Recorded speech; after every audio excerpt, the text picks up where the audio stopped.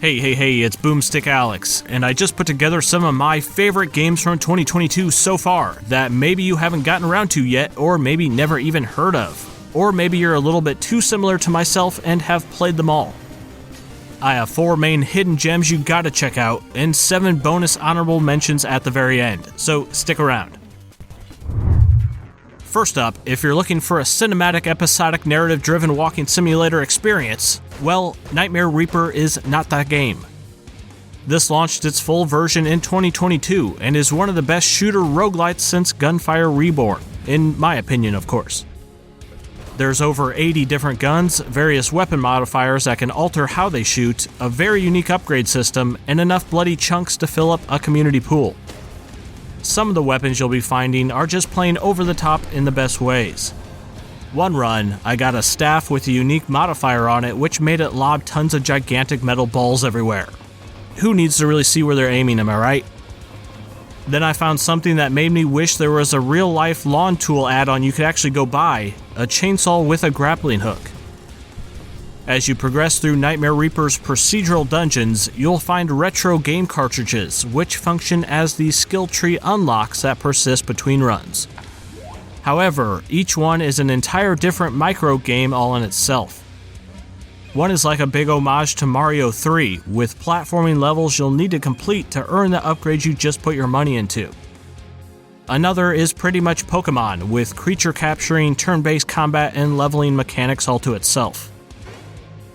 Nightmare Reaper will probably keep you up at night, since it's super easy to just want to do one more run to try out some new weird weapon or spend your hard-earned cash in the upgrade minigames. Next up, if you ever wanted a retro-inspired RPG to play out more like a modern open-world game, check out Crystal Project. Kinda like Breath of the Wild or Elden Ring, this plops you down into a big world and just says go. Figure out how to find and take down the major bosses on your own. I prefer this style to the highly structured linearity usually found in classic RPGs and JRPGs. In this, you might just stumble into a cool little cave system, discover a hidden town, or find various other secret nuggets scattered all around in hard-to-reach places.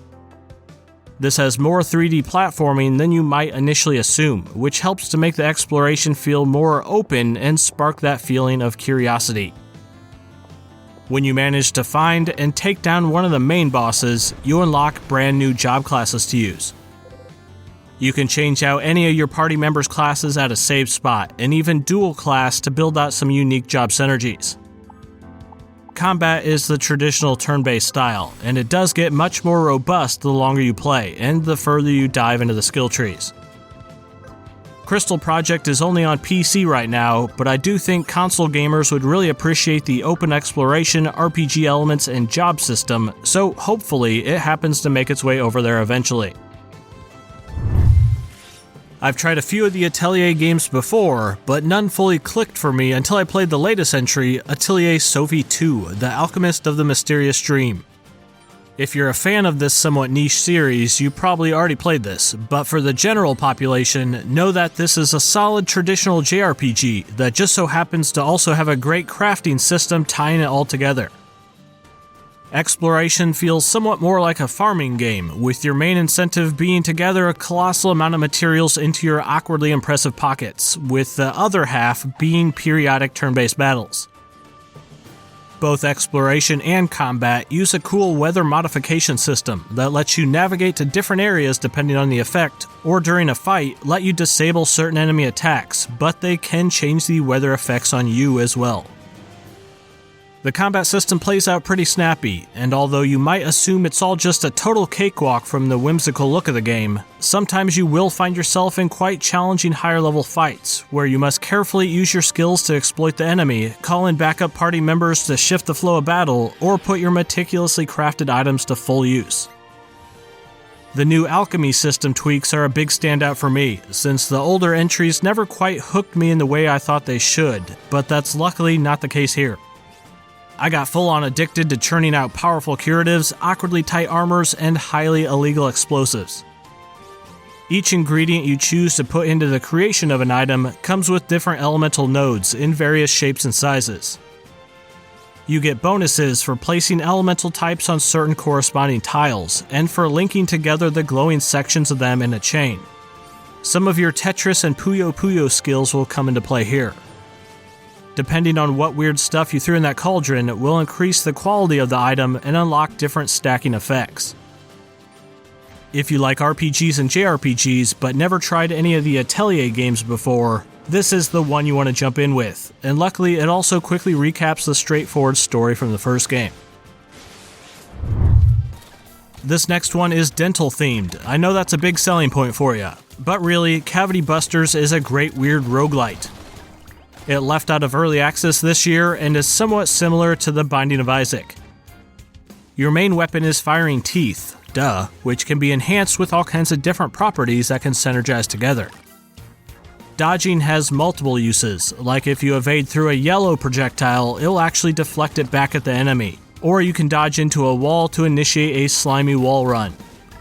You move faster on a wall, neutralize projectiles for a moment, and can instantly kill enemies that are sticking on walls themselves, but you can only stay up there for so long. This also has a unique mechanic I've never quite seen before in a game like this, where you can jump up above the map.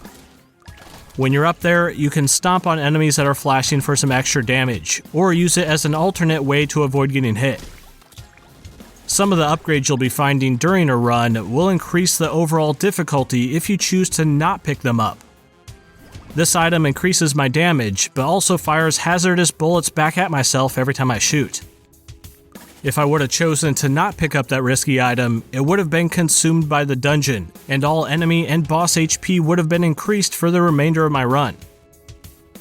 There are many more mechanics and systems I could get into, but just know that Cavity Busters is worth pursuing for all your dental carnage desires.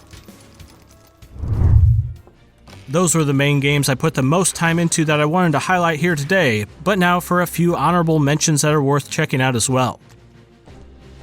Forward Escape the Fold is a minimalist dungeon crawler that boils down the entire experience into one micro decision at a time.